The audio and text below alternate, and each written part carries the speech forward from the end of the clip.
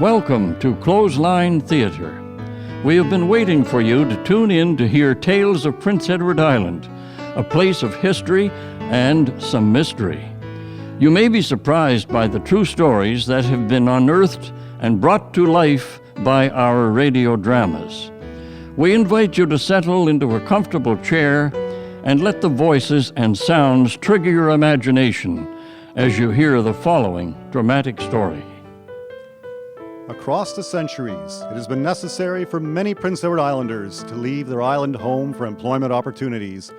The New England states, Central Canada, and Western Canada have often been the points of destination. But the island has not always willingly let its people go.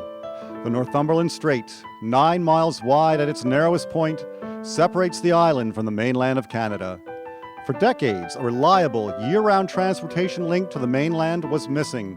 It caused much frustration and many a headache for those trying to come and go. In late March of 1895, the travel experience of Captain James Walsh of Summerside was recorded in the Island Farmer newspaper.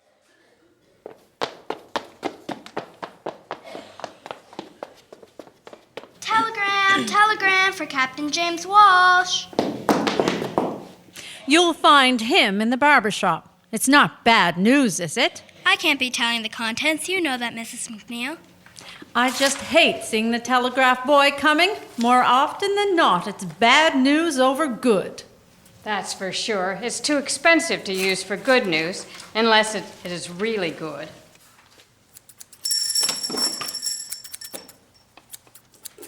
Captain Walsh, I have a telegraph for you, sir. Then hand it over, boy. It better be good to interrupt my shave. Don't be scaring the wee lad. He's just doing his job.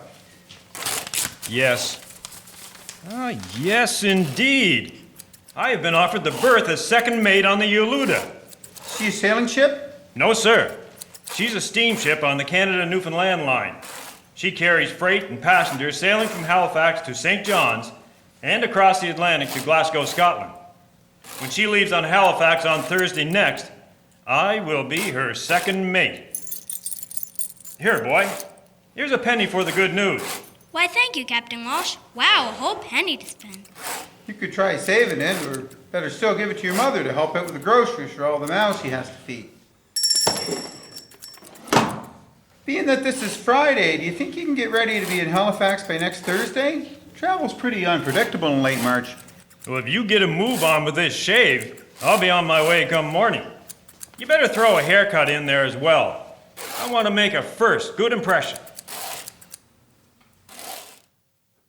Leaving Prince Edward Island when ice filled the Northumberland Strait in the late winter often proved difficult. For a time, the only way to leave was on iceboat. It was a less than pleasurable experience. Small boats, equipped with sails and runners, were pulled across ice floes by the crew and sailed through open patches of water. A passenger could reduce the cost of his fare by agreeing to help haul the boat. It was not a method of transportation for the faint of heart. With the introduction of steamships, winter travel became slightly easier. Steamships would sail to the mainland from Charlottetown and Summerside until the ice became thick. Then departures occurred out of the port of Georgetown in the eastern end of the province where the ice didn't settle in so firmly. On this particular occasion, it was Captain Walsh's plan to reach the mainland aboard the SS Stanley, crossing between Georgetown and Pictou in Nova Scotia. He made it as far as Charlottetown by train on his way to Georgetown when he was hailed by yet another telegram.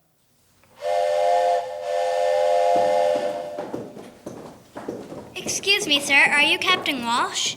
Yes, boy. I have a telegram for you, sir. Not bad news, I pray. No idea. I only deliver. Damnation! The Yaluta is now scheduled to sail on Tuesday. There is no way I can reach Halifax if I wait for the next sailing of the Stanley. You're still here? Yes, sir. I suppose you expect a tip for delivering disagreeable news. I can't control the news, sir. I suppose not, boy. I suppose not. A penny for your trouble. Thank you, sir. Conductor, when is the next train west? I must arrange for an iceboat at Cape Traverse, and time is of the essence. It will be the evening train leaving at 6 o'clock, sir. Best get your ticket. Now, Captain Walsh returned on the western train to the place where he had started, Summerside. On Sunday morning, he again caught the eastbound train as far as Emerald and then took the branch train leading to Cape Traverse. Unfortunately, thanks to unpredictable March weather, it had only reached the community of Albany by noon on Sunday. Feeling panic as the hours slipped by, he got off the train and hired a team of horses to take him to Cape Traverse. His sigh of relief at reaching the Cape was short-lived.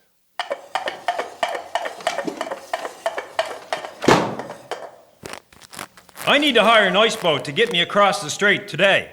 You'll be out of luck. With the weather we've been having, there's been no crossing since last Friday. But I need to get across. I have to be in Halifax by Tuesday. A lot of people need to get places, but I can't change the wind and the snow. The best we can hope for is a try in the morning. You might as well hunker down for the night.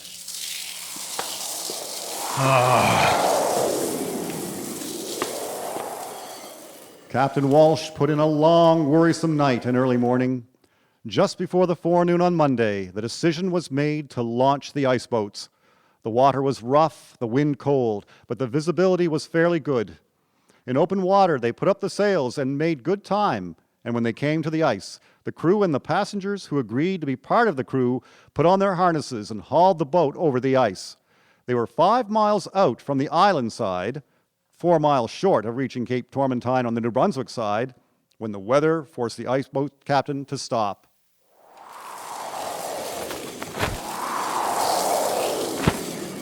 We're going to have to stop on this cake of ice and wait. Hunker down and get the sails over everyone for shelter. We'll see what happens in the next hour.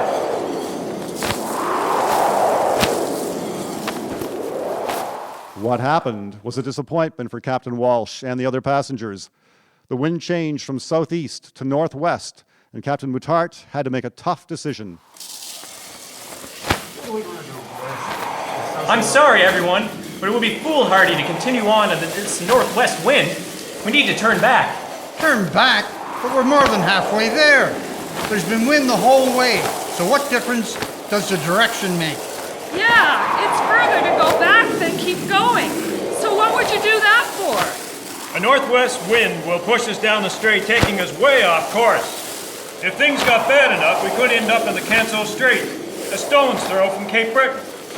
As it is, the trip back will be difficult, but there's no way of knowing where we'll make shore.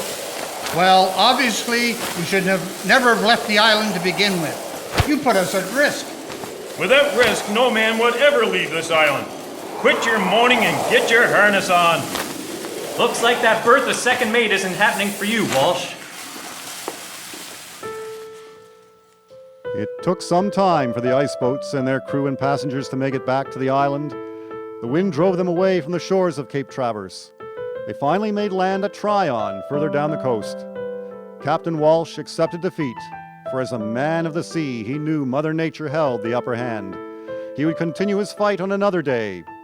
He came home to Summerside with the mailman and sent a telegram containing the bad news to the Canada-Newfoundland line. Captain James Walsh's Thwarted Journey, presented by Wyatt Heritage Properties Inc. Narrator, Stuart Smith. Telegraph Boy, Lara Murphy. Female 1, Catherine Dixon. Female 2, Elizabeth Randolph. Captain James Walsh, Albert Goody. Barber, Wayne Murphy. Conductor, Wayne Wright. Captain Muttart, Brent Slater. Passenger 1, Paul McWilliams. Passenger 2, Charmaine Comeau. Introduction, Lowell Eustis. Musician, Christine Anderson Gallant. Foleys, Alexandra Gallant, Nathan Wiley, Krista Bryson. Recording artist, Peter Gallant. Scripts written by Marlene Campbell. Scripts researched by Jean McKay. This project has been supported by the Building Communities through Arts and Heritage Program, Department of Canadian Heritage.